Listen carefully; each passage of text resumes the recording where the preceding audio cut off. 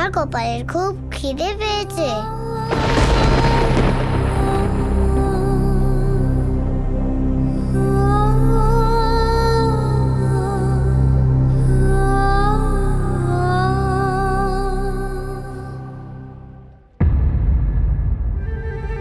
গোপালের পেট তো ভরা, মায়ের বকা খেয়ে। দাদা, আপনি আমার সান্ত্বনা দিচ্ছেন নাকি আমার সাথে উপহাস করছেন?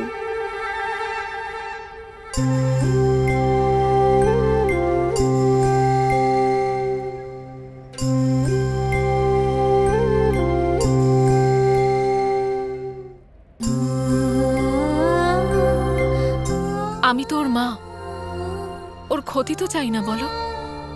আজ আমি যা করছি সবটা তোর ভালোর জন্যই, তাই না?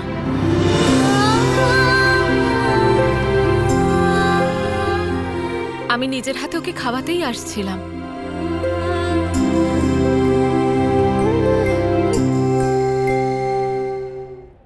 এবার বুঝেছো তোমায় কিসের ওপর গুরুত্ব দিতে হবে? কৃষ্ণের লীলার ওপর। তাহলে এবার আমিও ওনার ওপর নজর রাখা শুরু করি, কি দাদা, তাই তো? গোপাল, এই সময় এটাই ঠিক হবে যদি তুমি মায়ের উপর তোমার দৃষ্টি না দাও। খেয়ে নে। আরে গোপাল, আয় খেয়ে নে। দেখেছো দিদি কিভাবে মুখ ঘুরিয়ে নিচ্ছে, দেখো। আর তুমি বলছিলে ওর নাকি খিদে পেয়েছে। যশোদা, তুমি ওকে বেঁধে রেখেছো আর তার মধ্যেই তুমি ওকে খেতে বলছো? ওর খাওয়ার ইচ্ছে কি করে হবে? আরে না না দিদি, বড্ড দুষ্টু হয়ে গেছে। ওর খাওয়ার একটু ইচ্ছে নেই, দেখো। এই থালায় যদি এখন মাখন থাকতো তাহলে এভাবে মুখ ঘোরাতে পারতো? যশোদা, ও কষ্ট পাচ্ছে, ওই দড়ি খুলে দাও, দেখবে কি সুন্দর খাবে। কখনো না, মাখন খেয়ে খেয়ে শুধু সারাক্ষণ মাখনই খেতে ইচ্ছে করে। ও সর্বদাই সবাইকে প্রভাবিত করবার চেষ্টা করে আর সকলকেই নিজের লীলায় নাচায়। এমন এমন বিচিত্র কাজকর্ম করে যে তার বিষয়ে কেউ স্বপ্নেও ভাবতে পারে না। ওকে থামানোর জন্য সমস্ত বুদ্ধি এবং যুক্তি সহ কাজ করতে হবে। অবশ্যই গুরু শুক্রাচার্য।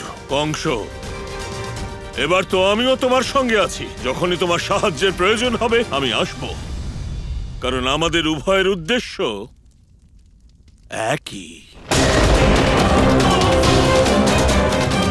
নারায়ণের পরাজয়।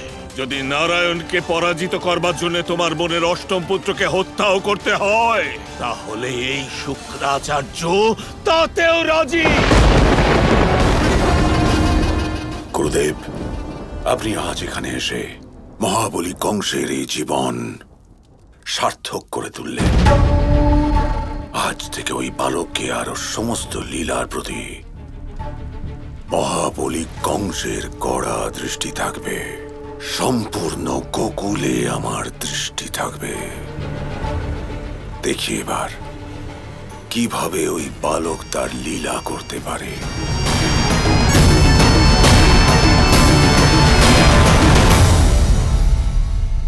এই নে, আমি সমস্ত কাজ ফেলে তোকে নিয়ে বসে আছি আর তুই আমার থেকে মুখ ফিরিয়ে নিচ্ছিস। চুপচাপ খা, খা।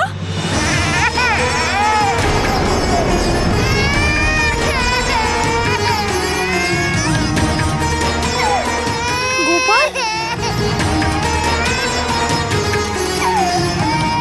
গোপাল,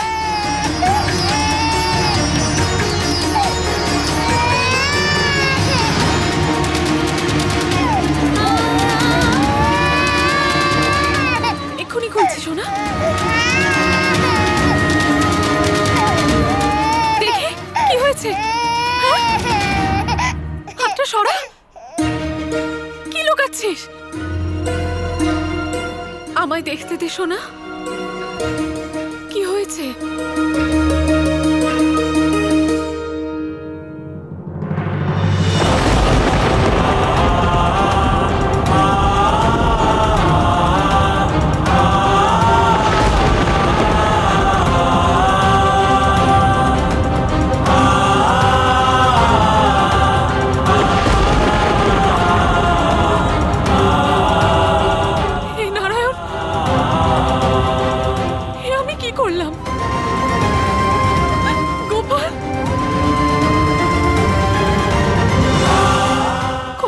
নিষ্ঠুর হয়ে গেছি আমি। আমার ছেলের যন্ত্রণার আভাসটাও পেলাম না আমি। এই কষ্টের মধ্যেও তোমার মমতার ভালোবাসা লুকিয়ে ছিল মা। গোপাল, এত বড় হয়ে গেছিস যে নিজের মাকেই দেখতে দিচ্ছিস না।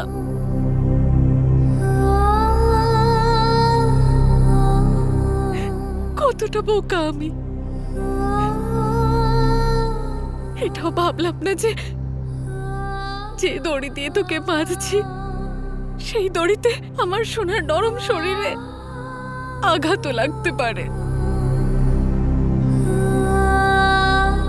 কতটা নিষ্ঠুর হয়ে গেছি আমি!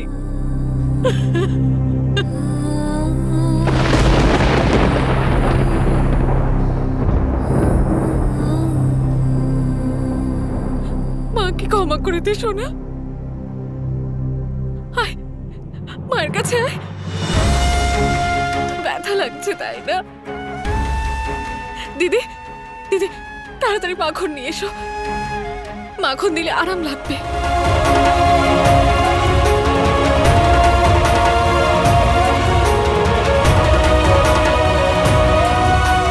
এই তো হয়ে গেছে, হয়ে গেছে। গোপাল,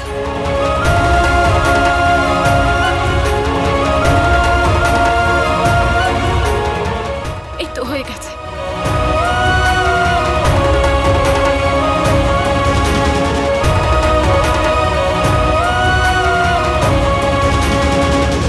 এখন ভালো লাগছে সোনা? ভালো তো লাগবেই, মায়ের ভালোবাসা পেয়েছি যে।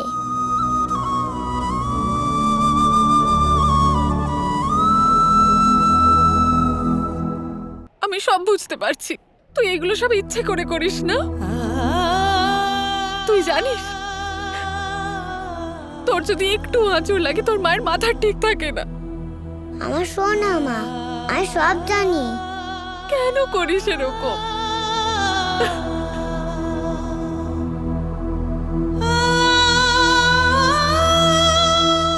আমি এও জানি যে আমি যতটা ভাবি তুই তার থেকেও বেশি দুষ্টু।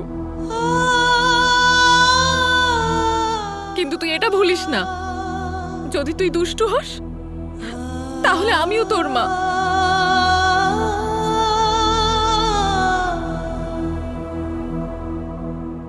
তুমি ঠিক আছো তো গোপাল? হ্যাঁ দাদা, সামান্যই লেগেছে।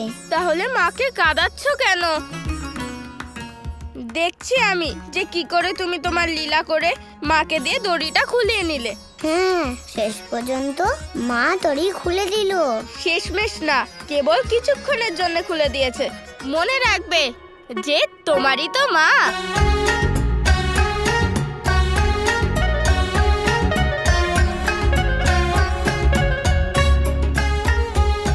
যাক, ভালো হয়েছে, আমাদের গোপাল এই বন্ধন থেকে মুক্তি পেল।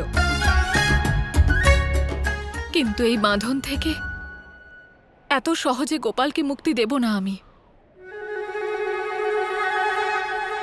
আরে এ কি, এবার তো ছাড়ো আমাদের ছোট্ট গোপালকে। ও ব্যথা পেয়েছে যশোদা, তুমি ওকে আবার ওই দড়ি দিয়েই বাঁধার কথা বলছো?